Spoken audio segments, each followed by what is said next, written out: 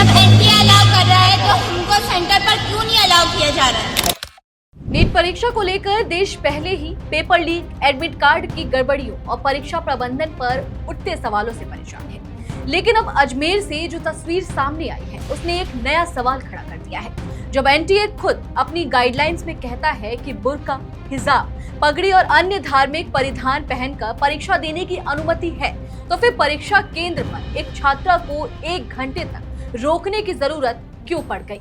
नमस्कार, मैं नंदिनी सोनी और आप देख रहे हैं द हिंदी टॉक। दरअसल एक तरफ सरकार दावा करती है कि नीट जैसी परीक्षाओं को पूरी तरह पारदर्शी और सुरक्षित बनाने के लिए अभूतपूर्व इंतजाम किए गए हैं।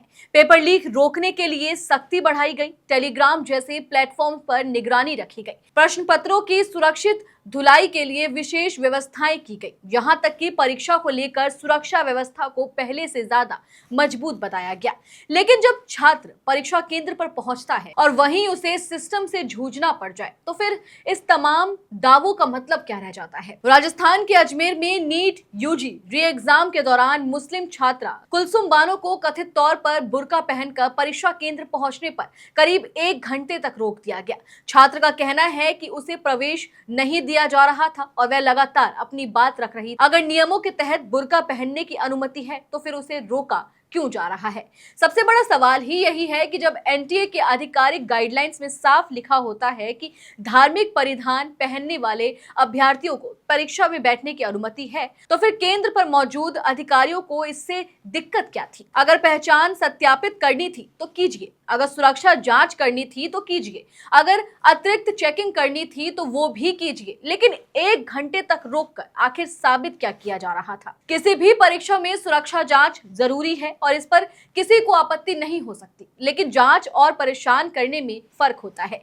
नियम कहते हैं कि धार्मिक परिधान पहनने वाले अभ्यर्थियों की अलग से जांच की जा सकती है ताकि पहचान सुनिश्चित की जा सके, लेकिन नियम कहीं ये नहीं कहते कि छात्र को घंटों खड़ा रखो, मानसिक दबाव में डालो और परीक्षा शुरू होने से पहले ही उसका आत्मविश्वास तोड़ दो। सोचिए, एक छात्र महीनों नहीं बल्कि कई बार सालों तक तैयारी करता है, परिवार लाखों रुपए कोचिंग और पढ़ाई पर खर्च करता है। परीक्षा वाले दिन वह पहले से ही तनाव में होता है और फिर जब केंद्र पर पहुंचकर उसे यह महसूस कराया जाए कि वह किसी अपराध की जांच के लिए आया है, तो उसके मन पर क्या असर पड़ेगा? इस पूरे मामले ने इसलिए भी बहस छेड़ दी है क्योंकि पिछले कुछ वर्षों में नीट को लेकर विवादों की कोई कमी नहीं रही। कभी पेपर लीक के आरोप लगे, कभी रिजल्ट विवादों में आया, कभी एडमिट कार्ड में गड़बड़ियां सामने आई, तो कभी परीक्षा केंद्र की व्यवस्थाओं पर सवाल उठे। अब सवाल ये है कि क्या हर बार छात्रों को ही सिस्टम की कमियों की कीमत चुकानी पड़ेगी? कांग्रेस ने इस घटना को उत्पीड़न बताते हुए सरकार पर निशाना साधा है। कांग्रेस अल्पसंख्यक विभाग की राष्ट्रीय अध्यक्ष रूबी खान का कहना है कि परीक्षा देने आई छात्रा को बिना वजह परेशान किया गया। दूसरी तरफ भाजपा का कहना है कि इसे धार्मिक रंग नहीं दिया जाना चाहिए और सुरक्षा नियम सभी पर समान रूप से लागू होते हैं। लेकिन असली सवाल राजनीति से बड़ा है। सवाल ये नहीं है कि छात्रा मुस्लिम थी या हिंदू होती तो क्या होता। सवाल ये है कि जब नियम पहले से स्पष्ट हैं तो फिर जमीन पर उनका पालन क्यों नहीं हुआ? अगर एनटीए की गाइडलाइन मानने ही नहीं थी तो फिर गाइडलाइन जारी करने का मतलब क्या है? और सच कहें तो ये वही जगह है जहां लोगों को सिस्टम पर गुस्सा आता है।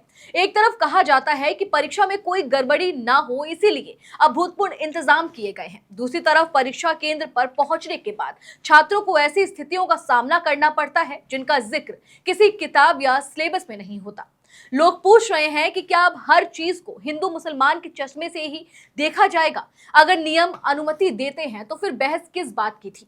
अगर जांच करनी थी तो 5 मिनट में हो सकती थी, पहचान सत्यापित करनी थी तो निर्धारित प्रक्रिया के तहत की जा सकती थी, लेकिन 1 घंटे तक रोकना आखिर किस समस्या का समाधान था? आलोचक ये भी पूछ रहे हैं कि क्या केंद्रों पर तैनात कर्मचारियों को एनटीए की गाइडलाइन की पूरी जानकारी थी? अगर थी तो फिर ऐसा हुआ क्यों? और अगर नहीं थी तो फिर ये प्रशासनिक लापरवाही नहीं है तो और क्या है? ये मामला सिर्फ कुलसुम बानो का नहीं है, ये उन लाखों छात्रों का मामला है जो उम्मीद करते हैं कि परीक्षा केंद्र पर उनसे उम्मीदवार की तरह व्यवहार होगा, किसी संदेह के घेरे में खड़े व्यक्ति की तरह नहीं।